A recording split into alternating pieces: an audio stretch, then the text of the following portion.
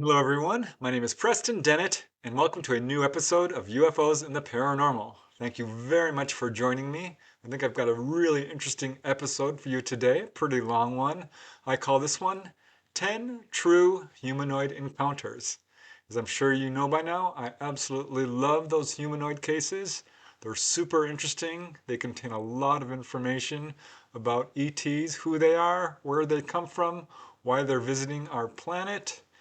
And these cases that I've chosen today, 10, I chose because I think they have something unique to offer, some really interesting insights, are particularly well verified, and deserve to be more well known.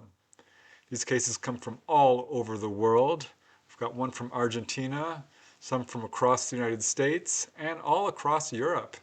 Denmark, Italy, Spain, Hungary, where else? Germany, and I think that's it. But yeah, quite a few cases, a lot of witnesses, a whole lot of evidence of different kinds, landing traces, animal reactions, electromagnetic effects, physiological effects, the whole gamut. And of course, a wide variety of humanoids, which I always find super fascinating. But a lot of cases to cover, so let's just get started. And the first case I'd like to talk about today occurred back in the 1960s, more specifically on July 20, 1965. And I call this the Human ETs. And I give it this title because there's some serious questions about whether or not these are ETs or actually actual humans in a reverse engineered craft. The primary witness in this case is a gentleman by the name of Ramon Edward Pereira. He's a milkman. He was en route delivering milk in his milk truck on a cloudy morning around 8 a.m. on July 20, 1965, when he had his encounter. It began when he noticed movement to his left. It caught his eye, and he saw what he first thought was a glowing parachute falling from the sky. And seeing that it was unusual, he watched as it landed behind some trees on a hill just a short distance away, about 1,200 feet. So he became curious, stopped his truck, got out, and actually walked towards this area where this object seemed to have landed. And sure enough, it did. He came upon a small clearing, and he saw that this parachute-like object was actually an egg-shaped silver object resting on little landing legs. And it was very small. He says it was about the size of a small car, maybe 6 feet in diameter. The top half was composed of a transparent dome. The lower part was shiny, smooth silver. There were absolutely no seams at all on it. But he did see what looked like holes or pipes or some sort of apparatus coming out of one side. And inside the dome, he could see two seats. They were faced back to back, and he saw what looked like a little control panel, which had a yellow and a green light in front of one of the seats. So curious, he walked right up to this thing, close enough to touch it, and looked inside. And to his surprise, he saw a man sitting perfectly still on one of the seats. He was facing the opposite direction from Ramon, so he couldn't see his face, but he could see that the man had a hood on his head. And at this point, Ramon was tempted to touch the craft, but seeing this other person inside of it, he decided not to touch this craft out of, he said, politeness. But it was at this very moment that Ramon saw another man walking very quickly towards him and the craft.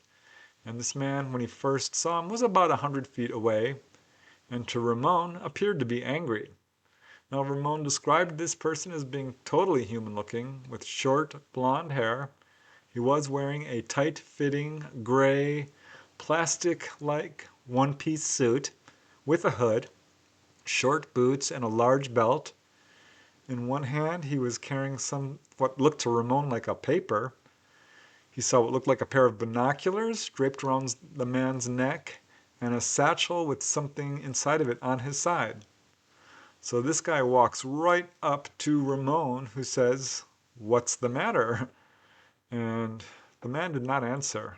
And as Ramon watched, the man lifted up sort of this little cap on the clear cupola of the craft, entered inside of it, closed it. The craft immediately rose upward about 60 feet, making a humming noise which Ramon said sounded like a welder. The craft itself glowed slightly and then darted off at very high speed, leaving Ramon actually speechless and astonished and a little concerned. As Ramon says, "I was a little upset, as if to say I'm crazy, I'm asleep, I'm dreaming. You're left with something weird which you can't incorporate right away. Well, I turned around and walked around rather bewildered. What I saw baffled me." Now, part of the reason for this, I think, is that Ramon had always been skeptical of UFOs, and even after this experience, he still wondered what he saw. As he says, "I saw something real.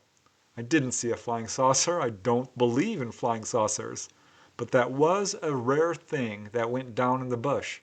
It baffled me. What came down on the mountain was something unusual that disturbed me."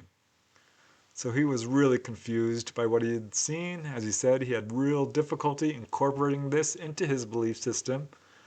But he knew it was unusual, so he went straight to the police and reported it.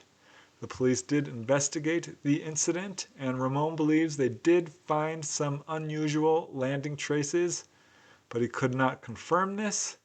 However, the police did inform reporters who interviewed Ramon later about his encounter. A truly fascinating case, I think you'll agree, with some interesting insights into the UFO phenomena. I find it fascinating that the witness himself wasn't ready to call these guys ETs because they looked totally human. And also interesting is he was not going to go public. He told the police and the story leaked out. It's another reminder that we don't hear about most cases. But it's such an interesting case because he was able to walk right up to this craft, looked right inside of it. He could have touched the darn thing. He didn't. But wow, what a fascinating case. And now we go to the next one, which I call the invasion of Aveyron. This occurred, of course, in Aveyron, France. The date of the encounter is January 11, 1967. That's actually the culmination of a series of really interesting UFO sightings in this one particular area, which ended up on that day, January 11, with a really interesting humanoid encounter. Some very interesting details in this case. This very complicated and unusual case was researched by F. Lagarde of the French publication Lumière dans la Nuit, that means lights in the night, and of course several other researchers. It involves a series of events which began around the night of June 15, 1966, when residents of a farmhouse in the area of Aveyron, France, observed multiple unexplained spheres of light in the fields around their home. Now, the first to see them was the grandmother of the house. She saw 3 of them darting around, and as she's looking at them, she had never heard of UFOs. She's trying to figure out what they could be. Were they fires? But they were moving around, there was no smoke. She realized something very unusual was happening, but she didn't have any explanation for it. So she called over her son-in-law, who also saw them. And to his surprise, one of them came right up to the house. Others were out in the field. He started counting them. He counted about 6 of them. When he first saw them, they were off in the distance, and he tried to explain them perhaps as tractor lights, though they clearly weren't. And as he watched, they started moving off towards this object off in the distance, which was a glowing, sort of vertical shaped object, quite tall. And he and his grandmother thought for a second it might be a tree on fire because they could see little glowing appendages coming out of the side. But these spheres, these balls of light, raced to it and attached themselves to these little appendages. So they were quite overwhelmed by this point, just glad that these balls of light were gone and off in the distance. and they decided to just go to bed. The grandmother said it frightened her so badly that she went to bed fully clothed in case they returned. Now, at this point, they still weren't thinking UFOs really at all. As the main witness says, I couldn't understand what it was. Now, there were repeated sightings of this, apparently one before this and some after it, but events came to a climax on January 6, 1967. And on that evening, one of the spheres returned and actually followed the father. He went outside, and this sphere was sort of tracking him. He kept trying to run around the house, and it would block his way, and then it started following him. As he says, that there thing followed me all along the path. And as it was following him, he considered throwing a rock at it, but he decided that would be unwise as he didn't know what he was dealing with. But he did get inside and call his son, who also saw it. He told his grandmother, but she's like, no, I'm not looking outside. She refused to look outside. And his wife was so frightened she was actually weeping with fear. But meanwhile, the son, who was very curious about all this, looked outside and again saw this tall, almost rocket-shaped object standing out in the field in the distance. He called it the shell. And he could see that it was glowing this dark maroon red color. He again saw these weird appendages like branches on it, very thin. And he watched as these glowing white spheres, which were not super large, were again flying around and attaching themselves to the little appendages on this object. He also saw a beam of light coming from the very tip of this object, which was swinging around and actually at one point hit their house and lit up the interior of the house completely, as the witness says, just as if it was broad daylight. And then suddenly it just faded away. So events were still in progress because the next night this thing was back again.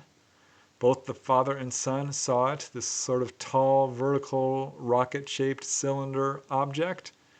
And as they're looking at it, they sent their dogs toward it, and the dogs took off, approached the object, at which point it faded away. But still, things were going on, because on January 11th, another one of these glowing white spheres was back. The son was in his car, or actually he saw it, he jumped in his car and followed it down the road. And it just kind of floated ahead of him. And as he's following this thing, he came upon this same, apparently the same, this large vertical object. Now he's much closer. He could see that this thing was big, about 40 feet tall. And as he's watching it, trying to figure out what the heck it is, suddenly this object rose up a little bit, releasing a cloud of sort of green-blue steam, it looked like. So it then tilted at a 45-degree angle and took off at high speed. Meanwhile, this white sphere was still in front of him, right in front of him on the road, and he continued to follow it a short distance when suddenly his car engine died, the lights went out. Of course, he tried to restart his car and it wouldn't work. And as the witness says, then I saw the saucer. It was coming down. And it was this classic flying saucer, though quite thin, very small. He said it was red in color, and it was really interesting because it had these two small transparent domes on the top, and each of these little tiny domes was lit with green light. They were kind of the shape of a bell jar or a terrarium, but really small. And as the witness says, inside the two domes I saw two people, like human beings, cosmonauts. They wore overalls like an aircrew, green, trimmed with white. He could see that they wore helmets. He couldn't get a good look at their face, but this object was hovering and pitching back and forth in sort of this rocking motion. At this point, he was unable to move. He felt a sense of paralysis. He also felt an intense wave of heat coming from the object hitting his face. And at this point, a metal signpost near the object began to vibrate violently back and forth. At this point, the witness also heard a soft whistling noise coming from this object, and he watched this object suddenly climb up to an altitude of about 150 feet, then swoop down as if falling. In fact, he thought it was going to crash, but instead it stopped on a dime instantly, about 6 to 10 feet above the ground, then began moving in this zigzagging motion, and finally took off towards the east. And the witness says that as it accelerated away, the saucer-like object became very bright yellow-white. At this point, his car started normally, and that was pretty much the end of this series of events. But there were some very bizarre and interesting after effects, because the witness noticed that after these encounters, particularly this one with the saucer, he suffered really badly from first insomnia. But after that, he began to suffer from excessive sleepiness and would sleep almost the entire day for about 2 months. That's, he says, about 20 hours he spent in bed and 4 hours awake. So this really had a profound effect on him physically. And he says that on at least 4 occasions he woke up and was totally unable to move, kind of like sleep paralysis. But he says he felt as though he was rising above his body and having an out-of-body experience. As he says, it seemed to me as if I was floating above my body. So they were quite emotional about all of this. They had a difficult time explaining it all to researchers, and events are a little bit garbled up in terms of a timeline, but certainly an amazing series of events involving a lot of witnesses. I think there's a lot to learn from this case. It shows how people are absolutely astonished and quite a bit frightened when they're confronted with something they've never even heard of. I mean, they had no idea about UFOs at all. Some very interesting types of evidence in this case, with the car engine stopping, the blast of heat. I was really fascinated by the main witnesses' after effects involving first insomnia and then really excessive sleepiness and what appeared to be out-of-body experiences. But a really fascinating humanoid encounter that deserves to be much more well known, and that's why I wanted to include it in this collection. And now we move to the next case, which I call the Little Green Space Penguins. And I didn't make that up. This is kind of how the witness described these ETs. I suspect this was probably a uniform of some kind. You can make up your own mind about it. It occurred on February 14, 1967 in Tuscumbia, Missouri. And it's a super fascinating case, very well verified and researched with landing traces, a witness who was very reluctant to come forward and speak about it. But wow, some truly interesting details in this one. It was just before sunrise at 4 minutes before 7 a.m., again on February 14, 1967, when farmer Claude Edwards, then age 64, stepped out of his farmhouse in Tuscumbia, Missouri. Now it was already bright out, even though the sun wasn't quite up, and he was carrying his feed bucket and making his way towards the barn. And looking over at his cows, he noticed that they were all staring out into the field just east of his barn. And looking at where they were looking, he immediately noticed a strange object about 335 feet away from him, and it was hovering just a few feet above the ground. At this point it was partially obscured by trees, so he began to walk closer to get a better look. He walked up to the barn first and dropped off his bucket and then approached to about 180 feet of this strange object. And he got a good look at it now. He could see that it was gray-green in color and looked to him almost like, quote, a giant mushroom. He had a fleeting thought that this might be a parachute that had come down on his property, except he could now see that it was resting on this very narrow column which came out from the central underside of the object. This column was about 1.5 feet wide and extended all the way to the ground. The object itself was dome-shaped, and he could now see several very bright, multicolored lights flashing around the circumference of this dome-shaped object. And as he says, they were all the colors of the rainbow, so multicolored. So he decides he's going to walk closer to this object, and he gets about 70 feet away, and this is when he notices several very short figures scurrying around directly underneath this object. He estimates they were about 3.5 feet tall, sort of grayish green in color with wide bodies, weird lever-like arms, very wide set eyes, a weird protuberance where the nose and mouth would be, no visible legs that he could see, and he said they almost looked like, quote, a penguin, not human, with no visible neck. As Claude says, quote, the little critters, or whatever they were, he said they began to enter this column and were disappearing very quickly from view. So now he's fully aware that something really unusual is in his field.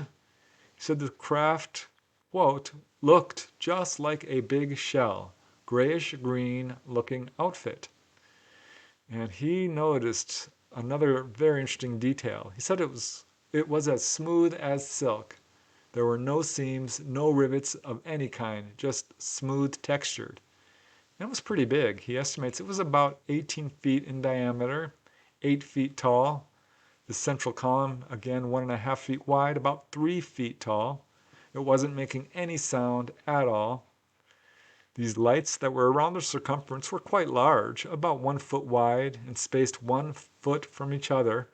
And as he got closer, he said that they were so bright it hurt his eyes to look at them.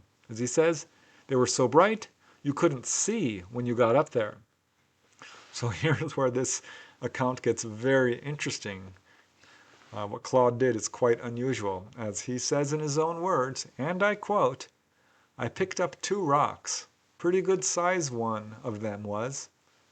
I got up to about 30 feet of it, and it was sitting there kind of rocking slightly. And I thought, boy, here goes.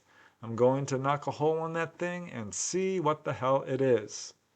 He told one of the investigators of this case that he had the intention to, quote, knock a hole in the thing and keep it on the ground.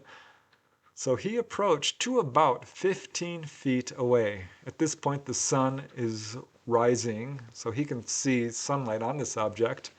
But as he approached to within 15 feet, something very unusual happened.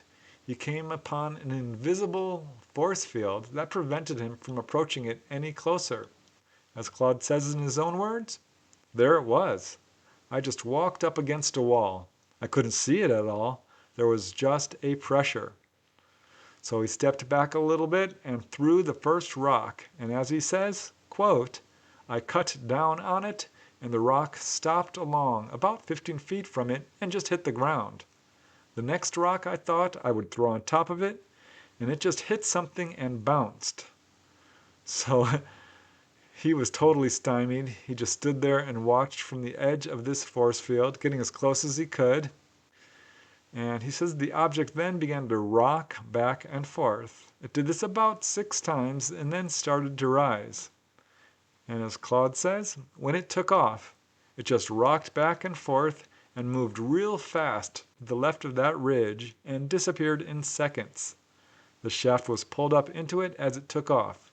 The whole thing took over 5 minutes, maybe 10. I never seen anything like it. So after this object finally departed, Claude could now see that the ground where the object had rested was all dried up, desiccated, and there was a deep impression in the soil. And he also noticed that there was a small hole where the central column had touched the ground. Later, an investigator from APRO, the Aerial Phenomena Research Organization, arrived and interviewed Claude. Also, Ted Phillips, very well-known investigator specializing in landing trace cases, he visited the location about 3 months after the incident and interviewed Claude extensively. Though, as Ted says, boy, this guy didn't want to talk about it. He didn't like talking about the event at first, but became more comfortable as we discussed the weather and world events. So after warming up to the researcher, Claude finally told the whole story. And then, looking at the actual landing site, Ted Phillips could easily discern these landing traces. And I'll just quote Ted Phillips directly as he says, "The site was still quite visible. There was a 1 meter slightly irregular circle where the shaft had rested. The soil was extremely dehydrated in contrast with the surrounding soil. There was a depression 20 millimeters deep, sloping to 30 millimeters at the central area. In the center, there was an imprint, oval in configuration, 100 millimeters by 60 millimeters.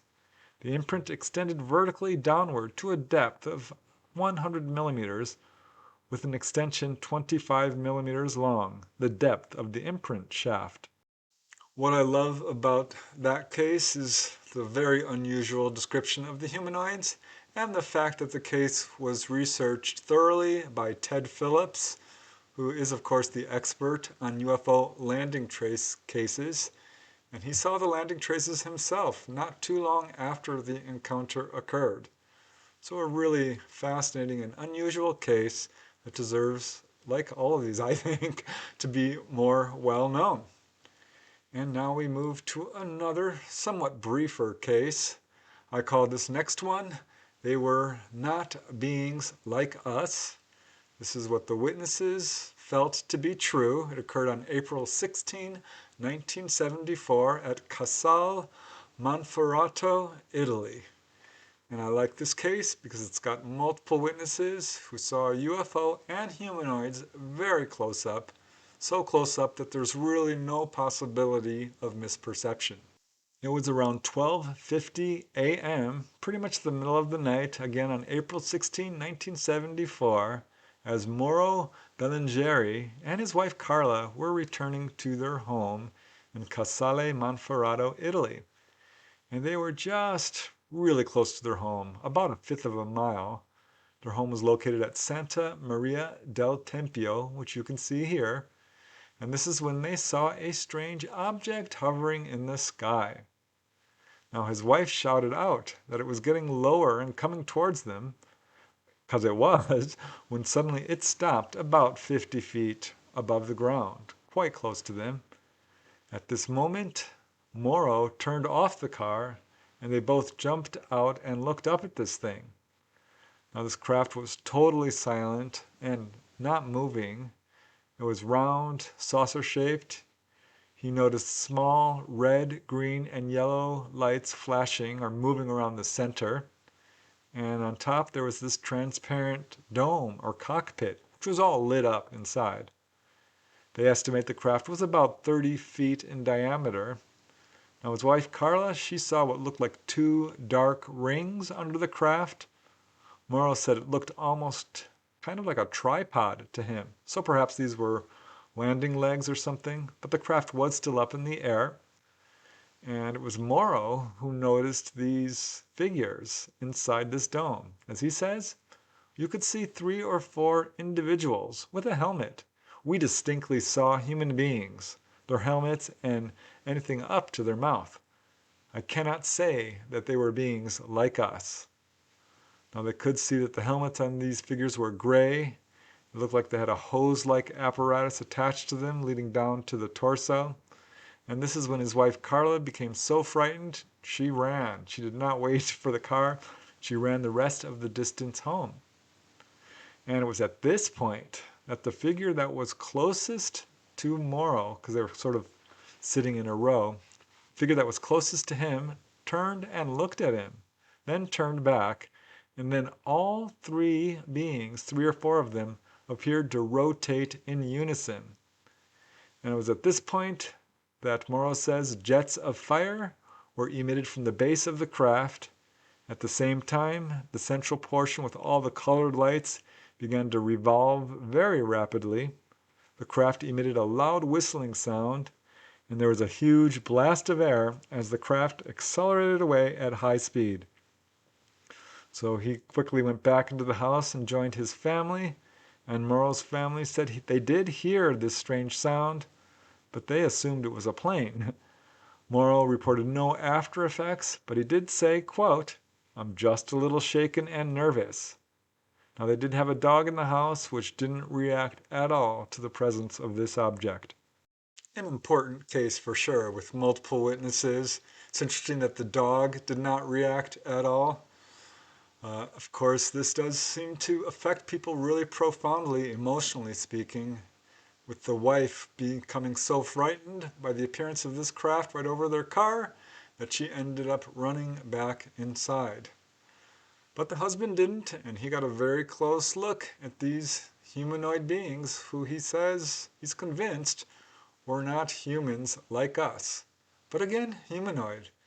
It seems like all these ETs are humanoid in form, and that speaks to what appears to be the case, that the humanoid template is universal, because it turns up again and again and again. I think that's an important takeaway from cases like these. And now we move to another case, one of my favorite in this little collection because it's quite extensive, a lot of witnesses, and really unusual. I call this one The Aliens in the Road. It occurred on March 21st, 1974, near Salamanca in Spain. And the main witness, a young gentleman by the name of Maximiliano. Wow, what an amazing series of sightings he had involving a very, very close-up encounter with humanoids. It involves landing traces and, as we shall see, a series of events with multiple witnesses. It got a lot of attention, a lot of press attention and coverage in Spain, and was widely publicized in various UFO publications. But I'm not sure a lot of people know about it, and they really should because it's such an unusual case. This is definitely my favorite case of this bunch, or certainly one of them. The main witness is a young gentleman by the name of Maximiliano Iglesias. And I'll just call him Max. Max never really believed or thought much about UFOs. He was a truck driver. It was around 2 a.m. on March 21st, 1974, that he was returning to his home in Lagunilla near Salamanca, Spain. And this is when he saw a dazzling bright light ahead of him on the road. Now his first thought that it was another truck heading towards him, so he kind of flashed his headlights at it. But as he approached more closely, he saw that this was actually an object sitting stationary on the road about 600 feet ahead of him. It looked, he said, like a, quote, saucer placed on top of a plate, which was larger than the saucer was round. So kind of Saturn-shaped, you might say. At any rate, it was covering the entire length of the road. And this is when he noticed that above this saucer, this landed craft, about 60 feet away from him, so closer than this other one, was another object hovering in the sky. So there's two of these craft now, and he's watching both of them, and this is when he saw two humanoid figures emerge from the craft on the road in front of them. And one of them, they were both gesticulating, and one of them actually pointed towards his truck. Both then re-entered the craft, which immediately took off. The other craft that was up in the sky and closer to Max remained motionless. But now Max was thoroughly spooked. He took off and left the area. Now he did stop briefly to turn around and see what was happening, and he saw that one of these objects was landing again. But he went home. He went straight to bed. He told nobody. He didn't eat dinner, and he says he never actually slept that night. He was so amazed by what he saw. The next morning he did tell his girlfriend. She begged him not to go out, but he did. And it was the next night, very next night, he's again returning home.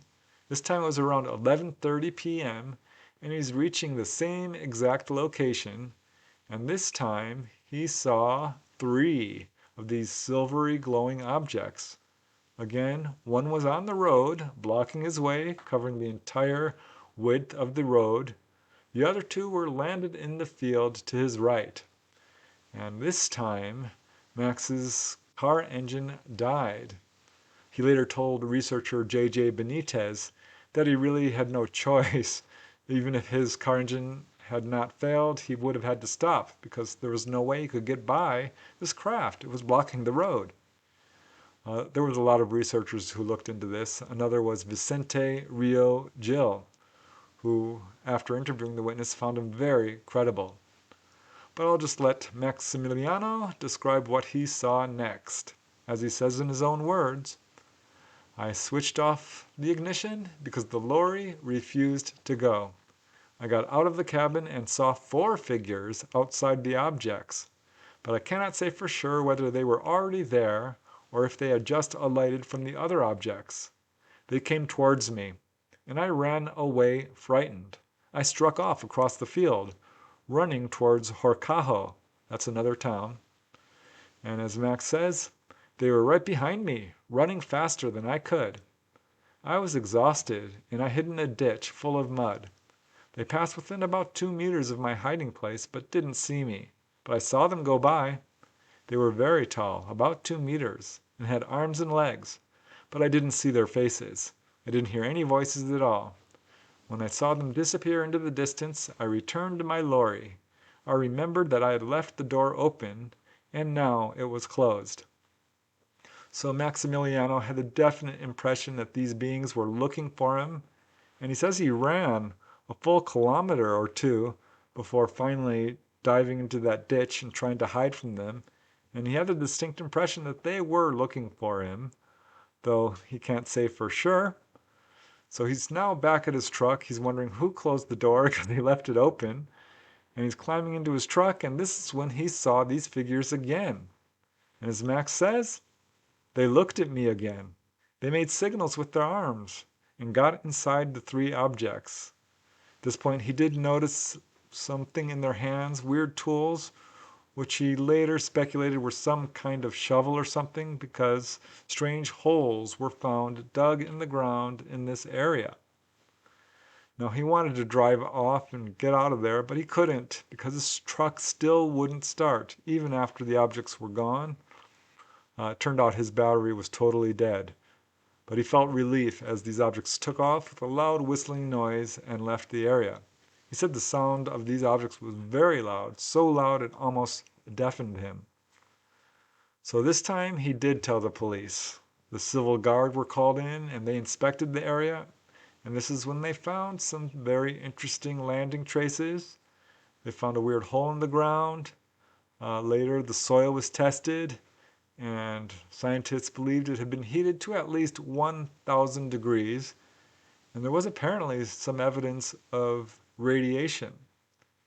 Now, Max got a lot of publicity from all of this and didn't want to talk about it, but reporters hunted him down.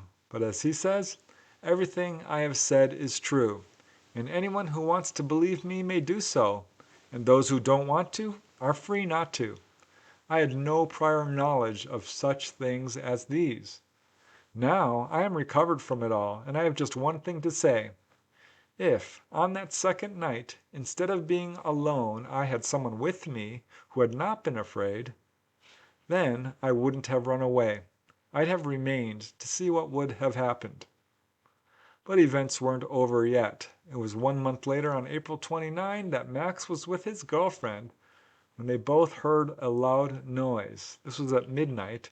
They looked up and saw this bright glowing object about 2,000 to 3,000 feet overhead.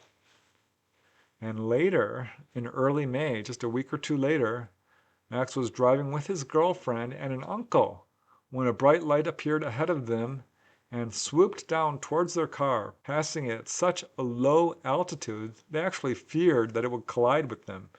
And in fact, Max's girlfriend broke into tears when she saw this thing coming towards them at such speed. So Max, he did talk to researchers. He didn't want to talk to reporters, but they found out about his encounter, hunted him down, and his story was widely published, appearing in newspapers and in several UFO publications. A lot of researchers talked to him. Later, researcher Angel Del Pozo was able to locate other witnesses who saw strange lights on that same night as Max's first encounter in that same area. What's really interesting about this case is following this, Max quit his job as a truck driver and became a police officer. And he was interviewed over and over again until he just got sick of being interviewed.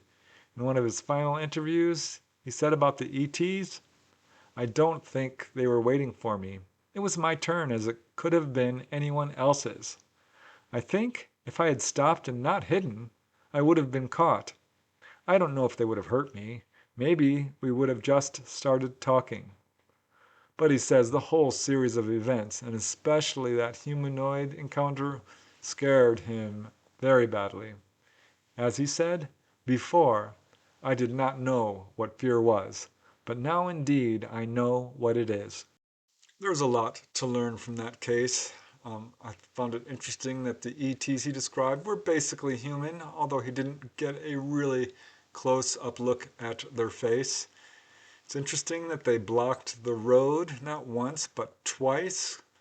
So I don't know if they were expecting cars to come by or not, but that's certainly what happened.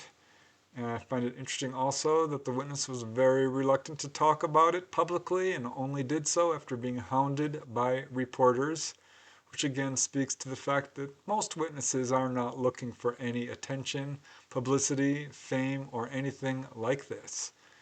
It's a very well investigated case with landing traces, a lot of witnesses. He's clearly telling the truth. It's an amazing case. And now we move to another one which I find super fascinating for a number of reasons. And I call this one Aliens on Top of the Hospital. You heard me right. This is a case where a UFO actually landed on the roof of a hospital in Pennsylvania. This occurred on May 7, 1974 in Coatesville, Pennsylvania. The main witness is a nurse, someone I think of pretty high credibility, who did allow her real name to be used, though again, like most witnesses, very reluctant to talk to people, feeling that she might be ridiculed or disbelieved. But she did go public. The case was investigated by a professional researcher. And it's super fascinating because there are quite a few cases where UFOs are hovering around or landing near hospitals. As far as I know, this is the only one where a UFO landed on top of the hospital itself. I wish I had more information about this really unusual report, which was investigated by respected researcher George Fawcett. And the main witness in this case is Margaret K. Roth, who is a nurse's aide, and at the time of her encounter in 1974 was working at the Coatesville Veterans Hospital.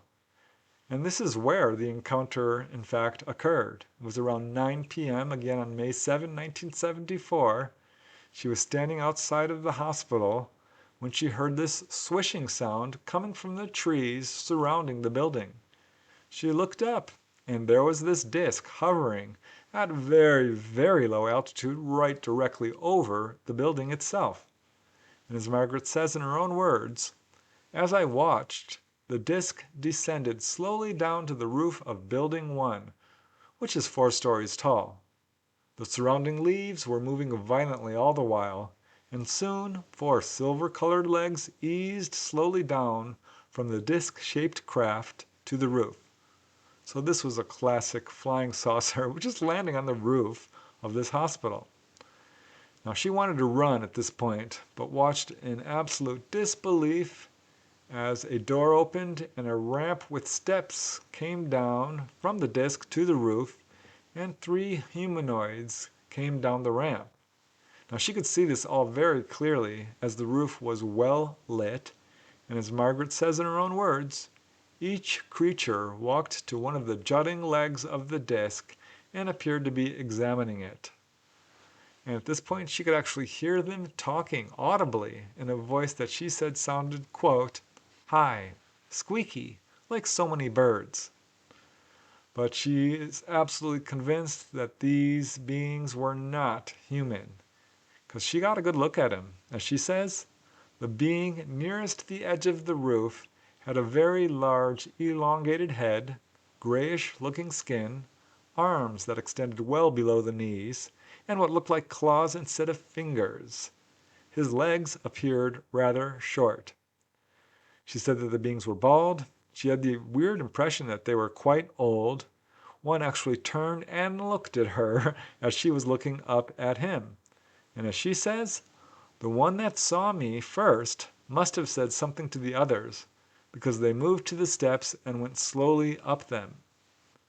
Now, moments later, the disc rose from the roof, again causing the leaves on the trees to shake violently. And Margaret watched as this craft lifted up, the stilt-like legs retracted into the craft moved off into the trees and was gone. But this really shook her up, and as Margaret says, I told no one of what I saw because of a fear of ridicule. I knew they wouldn't believe me anyway. Most people will not believe anything they do not see themselves. I don't care if anyone believes me. I know what I saw, and I still keep thinking about it. So she remains absolutely convinced she saw extraterrestrials from another planet. And she says they must be far more technically advanced than us, or else they surely wouldn't be here. So George Fawcett, who researched this case, published it in the Saga UFO Report in the spring 1975 issue. Unfortunately, the main witness, Margaret Roth, has passed away, so we can't get any more information on this truly fascinating case. I really wish I could have interviewed this lady firsthand, because I've done a lot of research into cases involving healings.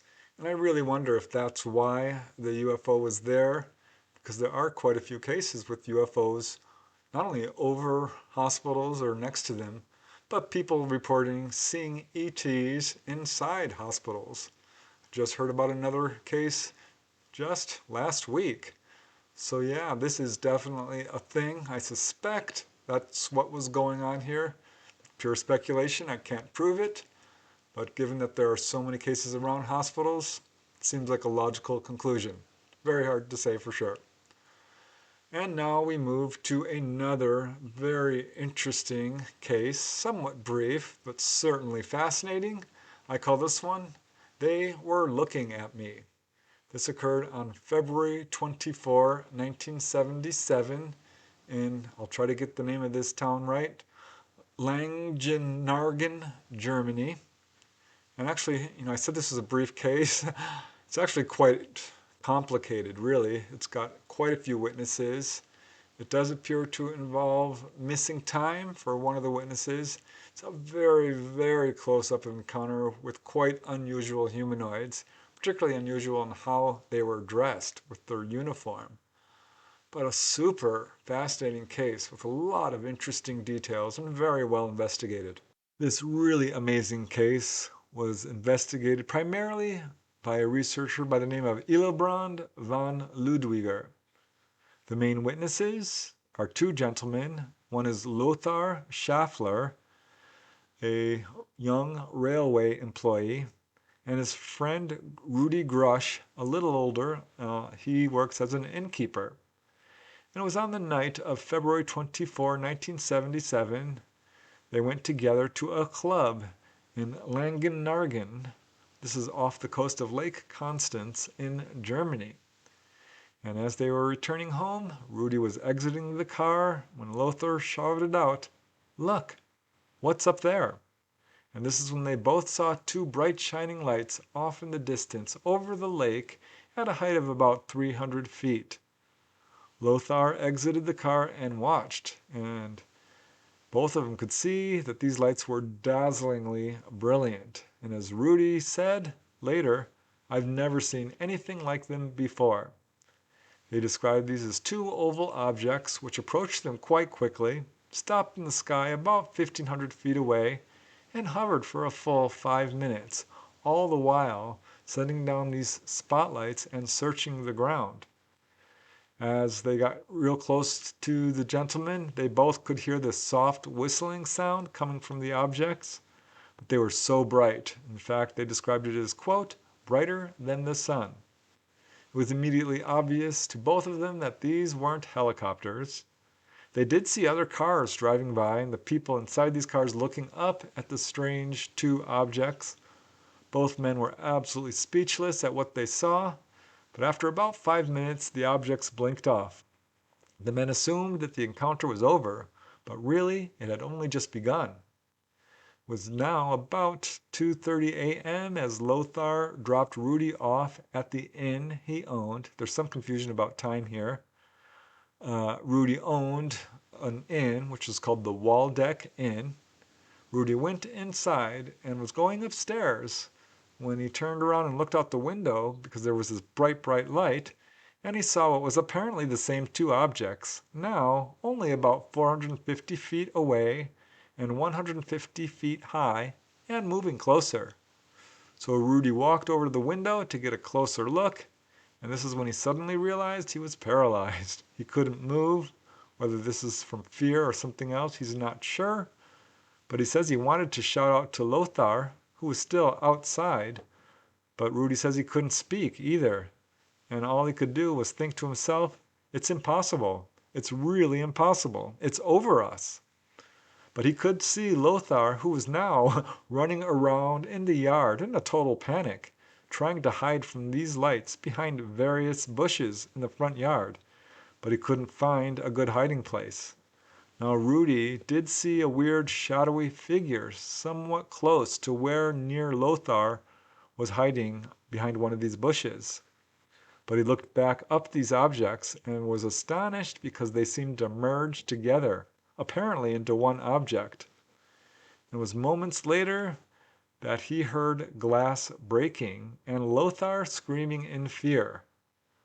Now Rudy, he was still unable to move and fear swept through him, and this is when he suddenly found that the paralysis had broken and he dashed up to his bedroom where he found his wife who had woken up because of the sound of breaking glass. Turned out their next door neighbors also heard this breaking glass, the Burkharts, and Miss Burkhart called out to them to call the police. She didn't have a phone. Now, back to Lothar. He says that right after he dropped off Rudy, he also saw these strange craft approaching. And he was about to run to his car, but became frightened when he saw that these two objects were merging into one. So he's trying to find a place to hide. He says he ran first to the back door of the inn and tried to get in, but it was locked. So he ran to the main entrance, but it was also locked. And this is when he's darting back and forth, trying to hide in the bushes, which is what Rudy saw. And it was at this point that everything lit up bright as day, and this absolutely terrified him, so he decided to run to the next door neighbor's house, the Burkharts. And as he reached their door, he heard a strange, weird whistling sound, felt a strong blast of air, and turning around, he got an incredible shock, because standing right next to him were two 4-foot-tall figures, standing side by side, literally only 2 or 3 feet away. Although they looked humanoid, he can easily see they're not human. First of all, they had perfectly round, bald heads, no visible neck, large, slanted eyes, just 2 little holes for a nose, a round, fish-like mouth with thick lips, and long arms that reached down almost to their knees. He also noticed that they had only 4 fingers, but both were wearing these strange green jumpsuits with what looked like a weird harlequin-like collar. He noticed that one was a few inches smaller than the other, and this small one was close enough to Lothar that he could actually reach out and touch it if he wanted to. And as he says, I was looking at these people, and they were looking at me. Finally, I couldn't stand it anymore because of the fear. Now, he says they made no hostile gestures, but he was absolutely panicked with fear. So this is when he ran towards the door, screaming and trying to open it, but it was locked. This is the neighbor's door, and he thrust his fist through the glass on the front door and opened the door from the inside and ran screaming bloody murder into the house. He didn't turn around, he just ran inside and fell to the floor. And suddenly the bright light winked out. This is when the Burkharts came downstairs and found Lothar on the floor, his hand bleeding quite badly. They called the police. The police arrived. They actually confirmed that Lothar was not drunk. They did a blood test on him. He was taken to the hospital to treat a cut on his hand, and this case found its way to investigators. And this is when investigators learned that there were quite a few other witnesses. About 300 feet away, a lady by the name of Miss Brielmeyer woke up to hear a loud whistling sound and then a screaming sound. She looked outside and she could see a bright light in the sky, which winked out a short time later. There was another witness, Mr. Brugger, who lived less than a mile away. He woke up thinking it was morning because it was so bright outside, but realized it was after midnight and the light was coming from an incredibly bright object in the sky. Another witness was Wilhelm Mier. He lived about a mile away from the inn, and he also saw a brilliant object in the sky. He looked up, saw it was hovering still, and watched as it darted away at a dizzying speed. And after that, and hearing about all the other events, he also recalled that earlier in the evening he had heard a strange whistling sound of something flying overhead, which actually was close enough to his house to cause the windows to rattle. Now, there were many other people who didn't see anything, but they did hear Lothar screaming. Now, Lothar says he felt quite unwell the next day. He was not only emotionally shaken, he was physically shaken. He actually vomited a few times. It affected him quite profoundly. The people who knew him says he became less outgoing, less cheerful. He began suffering from insomnia and bad nightmares. And after going over and over the incident, he does believe he may have had about an hour of missing time. So he later went under regressive hypnosis, but didn't really recall anything new. The only detail that was at all new was that he recalled this weird feeling of being swept off his feet and then maybe being returned. He's not really sure, but then turning around, and this is when he saw these two figures standing right next to him. What's amazing about that case is here are these two gentlemen being chased by this UFO. One goes inside the little hotel inn there, and the other is outside, and that's where he has his encounter, which scares him so bad. I mean, he actually breaks a window to try to get inside. But what's so amazing is so many people in this area verified this incident, either seeing this UFO in the sky, seeing the bright lights, hearing the main witness screaming in fear. It's an extremely well verified case and quite unusual. It's a shame that the witness wasn't able to recall what happened during this alleged period of missing time, but certainly a very compelling case. And now we move to another one. This is the brief case I mentioned. This one occurred in Denmark. I call this one The Alien in the Beam of Light. It's a pretty interesting and very close-up case of a gentleman who saw a UFO, multiple humanoids. This occurred one evening in May of 1977 near Amosen. This is in Western Zealand, Denmark. It is a single witness case, but it was professionally investigated and has some really interesting details in it. This next case was investigated by the Danish UFO group SUFOI, which stands for the Scandinavian UFO Information. Now the witness is anonymous, and he was fishing for eel along the Amos Creek just west of the Amos-Savage Road, pictured here. It was shortly before midnight when, looking up, he saw a yellow light approaching him in a jumping sort of zigzag motion. As he watched, it crossed over the creek that he was fishing in and stopped about 900 feet away from him. And this was when he was amazed at what he saw, a typical flying saucer. He said it was flawless in its construction. The bottom section was black, the top was sort of a medium dark gray. The object was large, about 40 to 45 feet in diameter, and was just hovering there. But as it hovered, it did sort of wobble in a jerky manner. And as he watched, a row of brightly lit portholes appeared on the upper half. At the same time, a cone-shaped beam of white-orange light was emitted from the bottom of the craft, with the wide part of the cone facing up and the point coming down to the ground about 15-20 feet above the ground.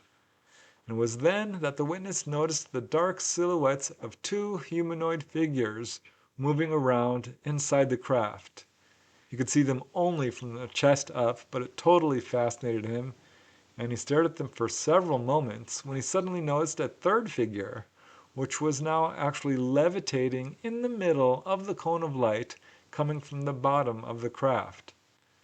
And he didn't see it come, from above or below. He just suddenly noticed it there. But as he watched, he saw that this figure was definitely floating upwards and into the craft. And in just a few seconds, this figure was inside the craft. The cone of light slowly retracted. The flying saucer then began to move around the area, heading towards the west and moving away. And as it did so, the witness noticed that a ring of glowing white light appeared around the edge of the craft, and then it was gone. So the entire sighting was quite brief, about 5 minutes. The only strange effect noticed by the witness was an eerie silence during the time the craft was in view. I can only imagine what it must be like to see a UFO that close up, ET's looking down at you, this beam of light coming down, an ET floating in the beam of light. It's a really super fascinating case. I also find it interesting that so many people report this eerie silence when UFOs are around, and certainly this witness did. A lot of details that we see in cases again and again and again. And now we move to the next case, which I call Three Dark Figures. This is an interesting case which occurred in Temperatesville, Virginia. It is a single witness case who was driving along a lonely highway late at night when she had a very, very close-up encounter with a UFO and humanoids. Quite a few cases of people driving around late at night on a remote highway when a UFO shows up. Not sure if that's coincidence or not, but given that this craft was that close to her car, I have to wonder. A really credible witness in this case, professionally investigated by a field investigator from the Mutual UFO Network. So I think it's a totally legit case. Again, very little known and deserves to be well known, which is why I included it. This next pretty brief case was researched by MUFON State Section Director Bob Grattan, and it involves a nurse by the name of Marlene LaRose. Now, at the time of her encounter, Marlene, age 36, was employed at the Northampton Accomack Memorial Hospital near Temperatesville. And it was a clear night, around 11 p.m. on November 9, 1982. She was returning from work to her home and driving along Route 701, very close to the intersection of Route 692, as you can see here. And just as she was approaching the intersection, she saw this green light hovering about 30 to 40 feet right above the field directly in front of her. And as Marlene says, I didn't know what to think. I thought at first it was some new helicopter or aircraft belonging to NASA or the Air Force. But she could see it clearly because there was a bright moon on that night. She could see this object had a gray silver surface which was reflecting in the moonlight, and she saw this bright beam of light coming down from the craft and into the field ahead of her. She had the feeling it was searching for something. And as she says, then I realized there was no loud noise you should hear from a helicopter or aircraft. And it sure wouldn't just stand in midair with a beam of light directed to the ground. Now she could see that there was a green light on either side of the craft, and right next to it on the inner side were a pair of red lights, and in the lower center of the craft there was this transparent window or cockpit which was brightly illuminated. And as Marlene says in her own words, as I was watching the lighted area, I noticed 3 dark shadows moving about. I was afraid, but my curiosity was greater, and I had to stay there to see what it was going to do. So looking at these figures, she could see that they were humanoid in form, but were only visible from the waist up, and she was fascinated. She just sat there in her car with her headlights almost shining on this object and just watched it. And as Marlene says, a few seconds passed and the beam of light disappeared. The object then raised up to treetop level and started moving slowly towards my car. I just kept watching. Finally, it went right over the top of my car. I was shaking when that thing went over. The bottom was black. I couldn't see the sky because the object obstructed the view. It had a humming sound to it like a generator. I stayed there and watched it disappear in the woods behind me. So Marlene had looked at the object when she saw this object and again as it left, and she says the entire sighting lasted 7 minutes long. She says her car engine was not affected in any way, nor was her radio, which was on. She didn't feel any strange effects at all. But she says she had never given much thought to UFOs. But after that object moved off, she was absolutely convinced she had seen a genuine UFO, and later reported her sighting to MUFON, and it was again investigated by State Section Director Bob Grattan. 7 minutes is a pretty long time to see a UFO that close up. It's a shame she didn't get to see these figures more close up. I wonder about this case. She heard a low buzzing sound coming from the craft, but I wonder if some of these are reverse engineered with human beings inside of it. But then again, why would they buzz her car like that? It's curious either way, but as I said, it certainly convinced the witness that she saw a genuine UFO. And until we can identify it as, extraterrestrial or what have you, it remains a mystery. And now we move to another case, and this one is super fascinating. I love this case for a lot of reasons because it involves so many witnesses. This UFO that kept landing over and over again in the same exact spot where we know pretty much exactly where it is. Some really compelling landing traces, great witnesses. I call this one the Joza UFO landings.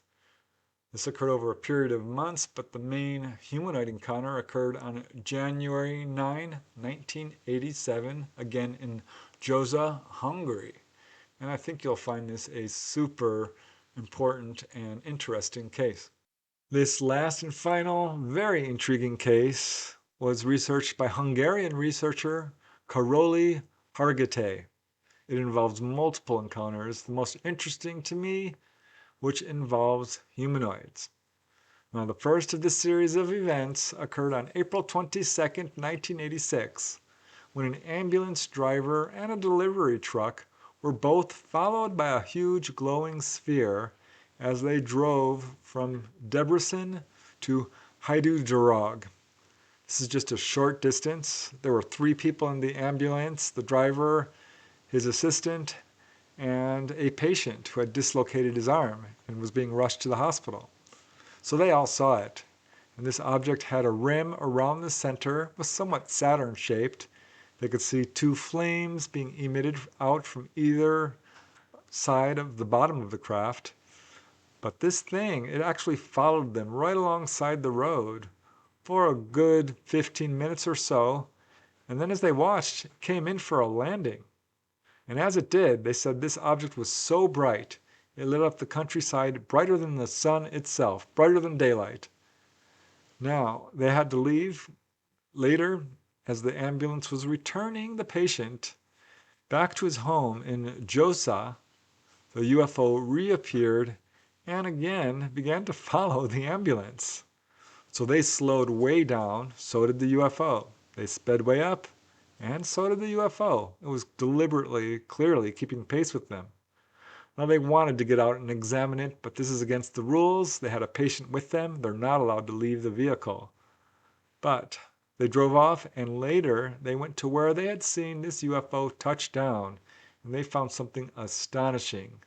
This is very wet ground, very moist, but they found this area where the craft had landed, and it was still smoldering with flames. The area all around it, yeah, was wet grass. They did notice that the area where it landed was not too far from some high tension wires. So that's the first incident. And it was several months later, one evening around 2:30 a.m. in late December 1986, when a road maintenance worker was driving along the same stretch of highway when he saw this weird object parked in the middle of a remote field. He said it was shaped kind of like a trailer. He could see that it had windows all along the edge, and the spot where this thing was in the field was really close to the original encounter, about a half a mile away from where the ambulance drivers had seen the landed UFO months earlier. So he drove off, and it wasn't until he later was able to inspect the area that he realized, no, there's no trailer out there, there's nothing out there. So he couldn't figure out what it was. A few weeks later, another witness apparently saw the same object again landed there in the same spot. But the most interesting encounter occurred a little bit later, January 9, 1987. It was late in the evening. Another road maintenance worker was driving along the same exact route. Now, he knew nothing about the previous sightings. It was around 2:30 a.m., and as he approached the spot of these previous UFO landings, he saw what he first thought was a brilliantly lit farmhouse. Now, he knew the area well. He knew there was no farmhouse there. So he slowed way down and looked at the structure, and he got an incredible shock because what he saw was absolutely, he was sure of it, a genuine UFO. He said it was disc-shaped, it had a row of round portholes around the perimeter, 8 or 10 of them. Each of these windows was emitting a brilliantly bright, but kind of a warm yellow colored light. There was a weird center section which was flashing yellow light upwards every 2 to 4 seconds. Now, just below the windows, in the center of the object, the witness saw an opening or doorway, and he could actually see inside this object. He saw this light-colored floor that was ramping up towards the center of the craft. But his attention was more attracted to 2 entities who were standing right outside the craft, and a third entity which was standing in the illuminated doorway. Each of these was wearing dark overalls, and they were quite short. Now, the witness estimates that the door itself was about 4 or 5 feet in height, but the entities were much shorter, perhaps about 3 feet. So realizing now that this was absolutely unearthly, his fear increased to the point where he was unable to just remain there and observe, and he drove off. Now, he wanted to return to inspect the site, but the next day it snowed quite heavily, and the snow continued for several days. But after it stopped snowing, he returned to the site, and he saw something astonishing. Several hundred crows had gathered on the site exactly where this craft had landed. That was weird. Meanwhile, more sightings continued. There was at least 3 other sightings in this area over the next few months, but none involving humanoids. But this series of events certainly impressed the primary researcher, Karoli Hargitay, who writes, "The sightings they reported to me are remarkable. They are honest, hard-working people with university degrees. The question arises, how many such similar flying objects could be swarming our skies if only a handful of people have seen so many of them in such a comparatively small area and within a relatively short time?" Great question, but I bet the answer is a lot. So what an interesting series of events that was. Perhaps these ETs were attracted to these high tension wires because we do see a lot of cases where UFOs are hovering over high tension wires. The theory is that they are scooping up the electricity that's being lost and radiated from these high tension wires, which, by the way, are not super efficient.